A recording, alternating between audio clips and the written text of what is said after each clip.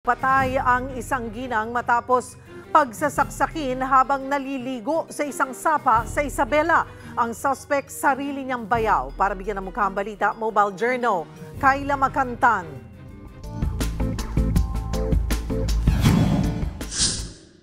Dumanak ang dugo sa sapa ng San Mariano, Isabela matapos pagsasaksakin ang isang ginang ng kanyang bayaw habang naliligo.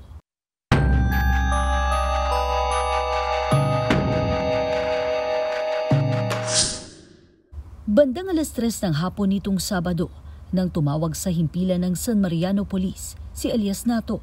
Naaktuhan niya kasing pinagsasaksak ang kanyang misis na si Elias Indang habang naliligo sa sapa malapit sa kanilang bahay. Dahil may kalayuan ng lugar at kinakailangan pang sumakay ng bangka, hindi na nailigtas pa sa ospital ang 40 anyos na biktima na nagtamo ng saksak sa iba't ibang parte ng katawan. Yung tinamo niyang saksak dito sa may bandang leeg, ayon dun sa doktor, is yun daw yung pinakapital. Hindi na inabutan ng mga otoridad ang suspect na mismong bayaw pa ng biktima. Kinilala siya sa alias na Lando, isang construction worker. Sa investigasyon, nalaman na may galit ang suspect sa biktima dahil pakiramdam umano niya ay nagpaparating siya ng hindi magagandang impormasyon sa kanyang OFW na asawa.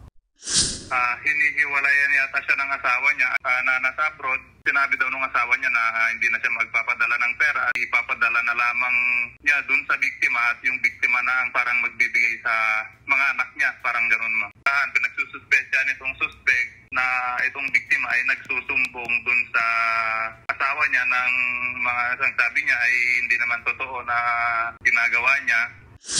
Sa pagtutulungan ng barangay officials at kaanak ng suspect, naisuko na siya kahapon sa polis. Nakapait na siya at nasampahan na ng kasong murder.